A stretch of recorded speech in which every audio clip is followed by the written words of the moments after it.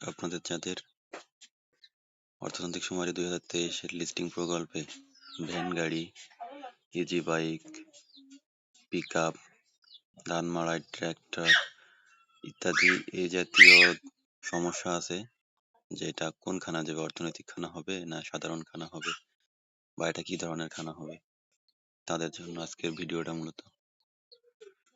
সাধারণ খানার মধ্যে বিভিন্ন কর্মকাণ্ড যে পূরণ করতে হবে। প্রতিষ্ঠানের ধরন যদি van, easy bike, nosimon, pickup, ধান মাড়াই ট্রাক্টর চালক নিজে মালিকানা হয়, সেক্ষেত্রে প্রশ্ন 5-এর গতে কৃষি বহির্ভূত অর্থনৈতিক কর্মকাণ্ড আছে কিনা যখন বলা হবে, তখন হ্যাঁ আছে। এরপরে কৃষি বহির্ভূত অর্থনৈতিক কর্মকাণ্ডটির মালিকানা নিজস্ব কিনা, যদি নিজস্ব হয় তাহলে 5-এর ঘতে হ্যাঁ। এরপরে 5-এর উমতে কৃষি বহির্ভূত অর্থনৈতিক কর্মকাণ্ডটি খানার বাহিরে কোনো স্থানে স্থায়ী বা অস্থায়ী কাঠামোর কোনো প্রতিষ্ঠানে পরিচালিত হয় কিনা। এটা যেহেতু ভ্রাম্যমাণ, ভ্যান গাড়ি বা যে কোনো ধরনের গাড়ি এক জায়গায় স্থানীয়ভাবে থাকে না, সেক্ষেত্রে এটা ভ্রাম্যমাণ হবে, অস্থায়ী, এটার কোনো কাঠামো নেই, সেক্ষেত্রে এটা না হবে। কৃষি বহির্ভূত অর্থনৈতিক কর্মকাণ্ডটির ধরন, অবশ্যই এটা সেবা দিতে হবে। কৃষি বহির্ভূত অর্থনৈতিক কর্মকাণ্ডটি ভ্রাম্যমাণ কি না, হ্যাঁ এটা ভ্রাম্যমাণ, কারণ এটা নির্দিষ্ট স্থানে থাকে না, তো এটা একটা অর্থনৈতিক কর্মকাণ্ড খানা হিসেবে গণ্য করা হবে। আবার যদি মালিকানা নিজস্ব না হয়, তাহলে যে ভ্যান বা ইজি বাইক, পিকআপ এগুলো কি হবে, 5-এর গতে খানায় কৃষি অর্থনৈতিক বহির্ভূত কর্মকাণ্ডে আছে কি না আপনারা না দিবেন, মালিক যদি সে নিজে না হয় গাড়িটির। হাঁস মুরগি গরু ছাগলের খামার আলাদা আলাদা হিসাব নেই।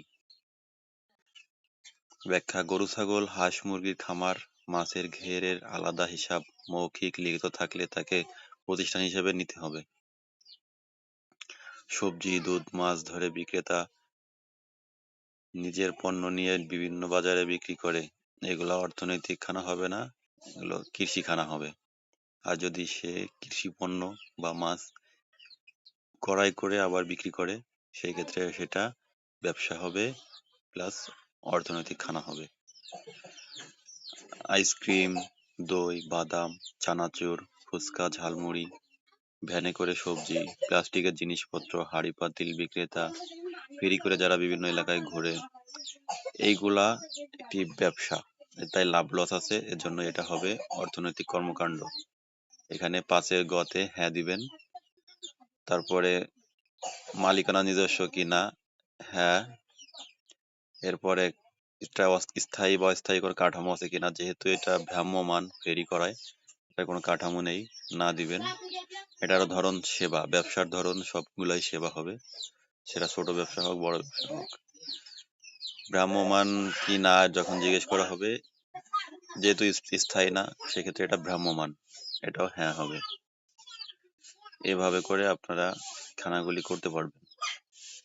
সেই ক্ষেত্রে আপনাদের 100% নির্ভুল তথ্য হবে। আর অনেকেই দোকান নিয়ে সমস্যায় পড়ছেন যে এটা কি ধরনের খানা হবে, ম্যানুয়াল বইতে দেওয়া অনন্য, আর এখন সবাই বলতেছে এটা অর্থনৈতিক খানা হবে। এই ক্ষেত্রে আপনাদের উচিত হবে অর্থনৈতিক খানা দেওয়া। ম্যানুয়াল বইয়ে 2 জায়গা 2 ভাবে দেওয়া ভুল আছে, সেই জন্য লাস্ট আপডেটে ভিডিওর মাধ্যমে ইকোনমিক সেন্সাস থেকে বলা হয়েছে এটা অর্থনৈতিক খানা, অর্থনৈতিক কর্মকাণ্ড সম্পূর্ণ খানা হবে।